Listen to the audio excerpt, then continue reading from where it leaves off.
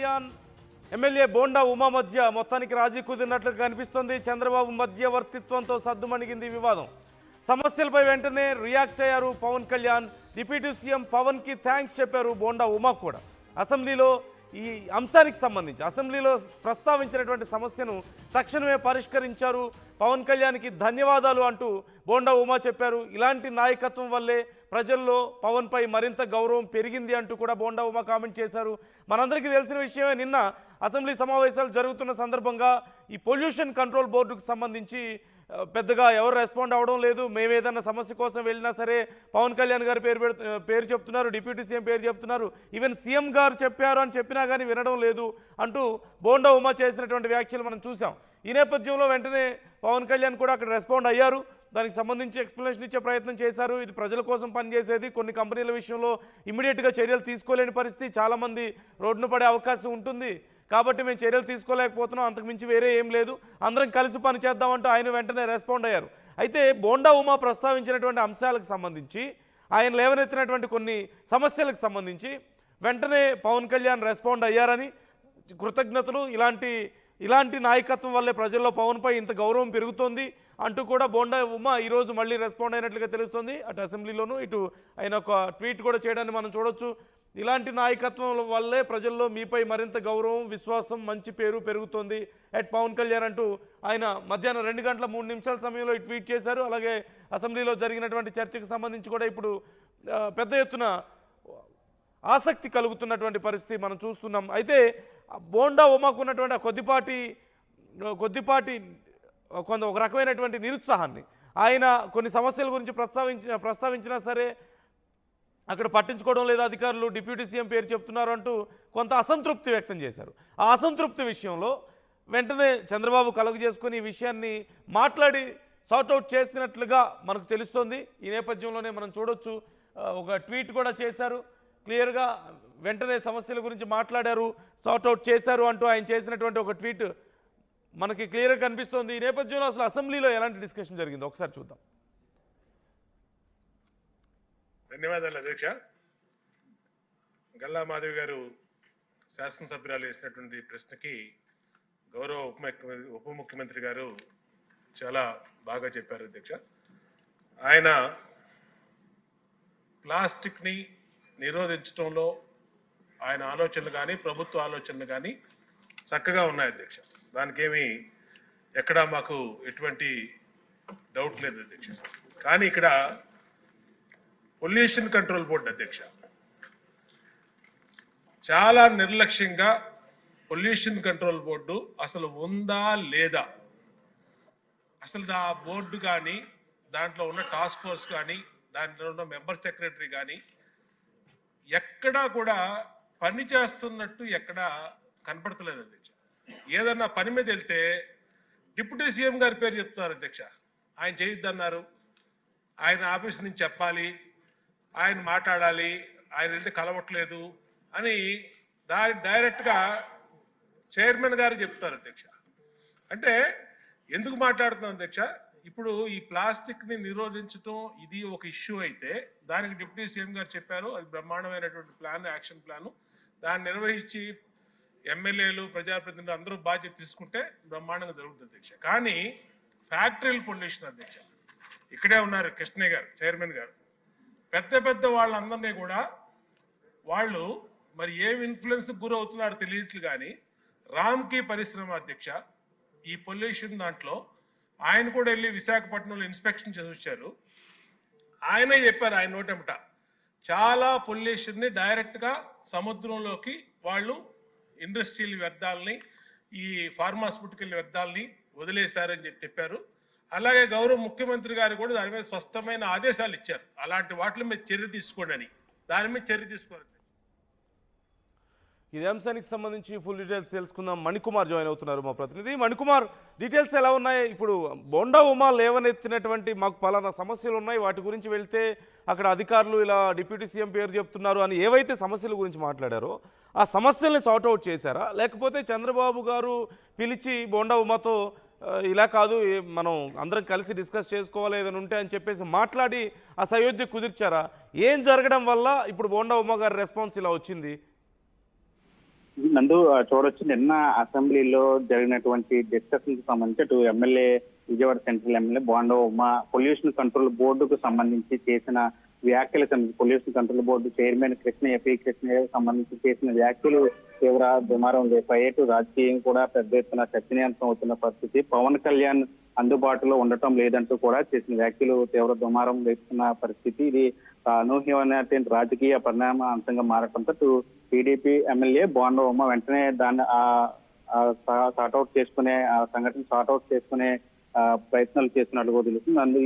ఈ నేపథ్యంలోనే ఆయన తాజాగా ఈ రోజు చేసినటువంటి ఒక ట్వీట్ ఆసక్తికరంగా రాజకీయ అంశాల్లో చర్చనీయాంశంగా మారుతున్న పరిస్థితి. పవన్ నాయకత్వాన్ని పొగుడుతూ ఆయన ట్వీట్ పెట్టారు. అసెంబ్లీలో నిన్న ప్రస్తావించిన సమస్యను విని తక్షణమే స్పందించి పరిష్కరించిన పవన్ కళ్యాణ్ కు ధన్యవాదాలు. ప్రజా సమస్యలపై ఇంత వేగంగా నిష్పక్షపాతంగా చర్యలు తీసుకోవడం మీలో ఉన్న సేవా తపనకు నిదర్శనం అంటూ ఆయన వ్యాఖ్యలు చేసిన పరిస్థితి. సమస్యను పరిష్కరిస్తామని పవన్ చేసిన ట్వీట్ కు బోండా ఉమ ఈ విధంగా స్పందించిన పరిస్థితి. నిన్న అసెంబ్లీలో కాలుష్య నియంత్రణ బోర్డుకు సంబంధించి పీసీబీ పొల్యూషన్ కంట్రోల్ బోర్డుకు సంబంధించి చైర్మన్ గా ఉన్న కృష్ణయ్య పనితీరు పైన బోండా ఉమ ఆరోపణలు చేశారు. ఎమ్మెల్యేల లెటర్లను కూడా ఆయన తిరస్కరిస్తున్నారు. సమస్య ఉందని వెళ్లి చెబితే చర్యలు కూడా తీసుకోవడం లేదంటూ కూడా ఆయన వ్యాఖ్యలు చేసిన పరిస్థితి. ఇట్లాంటి వాళ్ళను ఆ శాఖ మంత్రిగా ఉన్న డిప్యూటీ సీఎం పవన్ కళ్యాణ్ సరిదిద్దాలంటూ కూడా ఆయన అసెంబ్లీలో ఒక ఆసక్తికరమైన వ్యాఖ్యలు చేశారు. ఈ క్రమంలో పవన్ అందుబాటులో ఉండటం లేదంటూ కూడా ఆయన చేసిన వ్యాఖ్యలు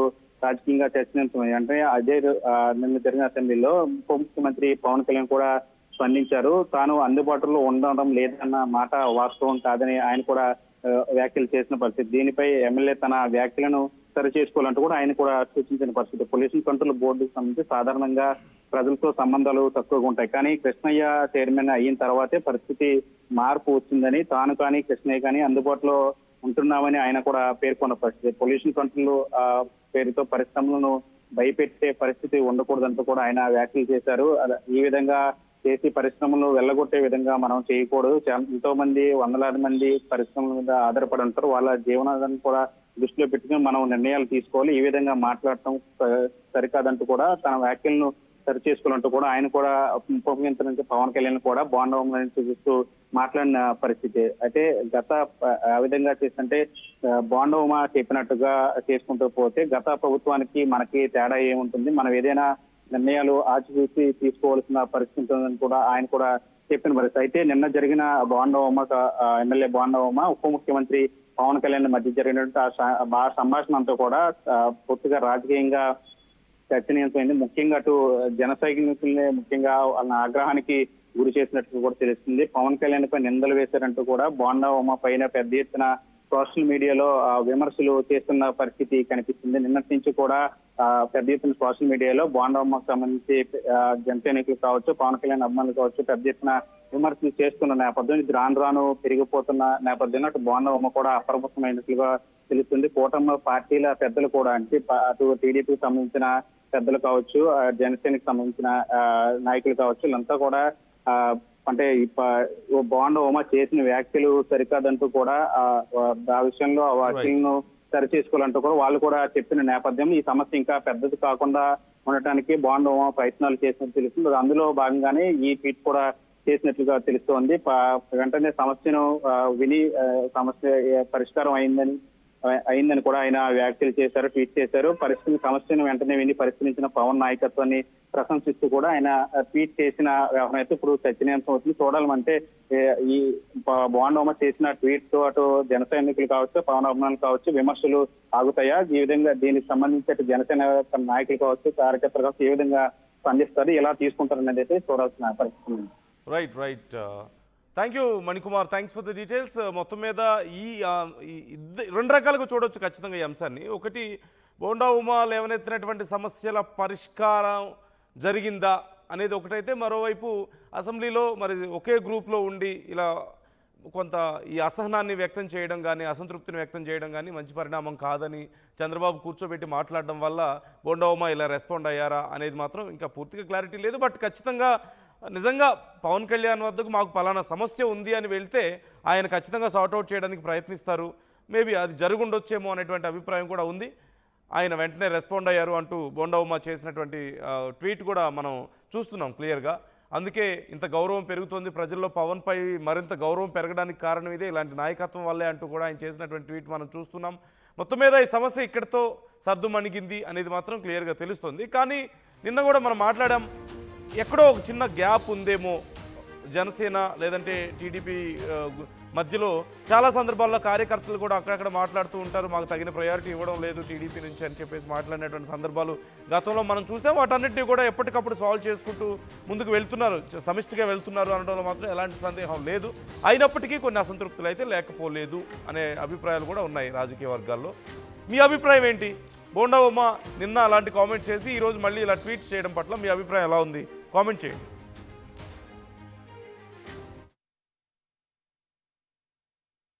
మాంగళ్య షాపింగ్ మాల్లో ఏం కొన్నా స్పాట్ గిఫ్ట్ ఇస్తున్నారు తెలుసు కదా. మంగళ్య షాపింగ్ మాల్లో దసరా స్పాట్ గిఫ్ట్ పక్కా 1000 రూపాయల కొనుగోలుపై ఖచ్చితమైన spot gift. Mangalya shopping mall, Telangana. ఈసారి కూడా టైంకే కన్స్ట్రక్షన్ చేసాం, బిల్డింగ్ కూడా స్ట్రాంగ్ చేసాం, క్లయింట్స్ ని సాటిస్ఫై చేసాం, గుడ్ విల్ కూడా ఇంప్రూవ్ చేసాం. ఏం చేసామో కాదు, ఇంకేం చేయాలో ఆలోచించండి. ఇంకేం చేయాలి? పెయింటింగ్ ఇంకా వేయలేదు, మర్చిపోయారా? అన్నీ బాగానే చేస్తున్నాం, పెయింటింగ్ దగ్గర మాత్రం ఫెయిల్ అవుతున్నాం. లాస్ట్ టైం పెయింట్స్ కోసం ఆ పెద్ద కంపెనీ దగ్గరికి వెళ్తే వాళ్ళ థర్డ్ పార్టీ కాంట్రాక్ట్ని అసైన్ చేశారు. వాళ్ళ 8 months డిలే, 20% ఓవర్ బడ్జెట్ కూడా అయింది. ఈసారి తప్పు అస్సలు చేయకూడదు. పెయింటింగ్స్ విషయంలో పర్ఫెక్ట్గా ప్లాన్ చేయాలి. ఏం చేద్దాం, పెయింట్స్ అప్లై చేసేది ఒకరు, అప్లై చేసేది ఇంకొకరు, వీళ్ళందరినీ డీల్ చేయడమే పెద్ద హెడ్ఏక్. అయితే ఇంక మనమే పెయింట్లు వేసుకోవాలి. లేదా పెయింటింగ్ ప్రాసెస్ మొత్తం చేసిచ్చి ఒక పర్ఫెక్ట్ పార్ట్నర్ అన్నా ఉండాలి. టెక్నో పెయింట్స్ లాగా. టెక్నో పెయింట్సా? ఎస్, నాకు కూడా రీసెంట్గానే తెలిసింది. పెయింట్స్ తేవడం నుంచి గోడ మీద వేయటం వరకు మొత్తం ఒకే టీం చూసుకుంటుంది. మిడిల్ మ్యాన్ ఉండరా? ఉండరు. So no quality loss. 5000+ skill పెయింటర్స్తో 1250+ corporate projects, 26,000+ government schools paint చేశారు. అది కూడా all over India. Wow, third parties కూడా ఉంటారు కాబట్టి మనకు డెడ్ లైన్స్తో కూడా ప్రాబ్లం ఉండదు.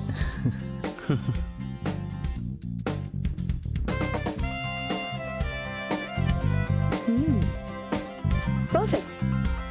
From the factory to the wall, Techno Paints does it all.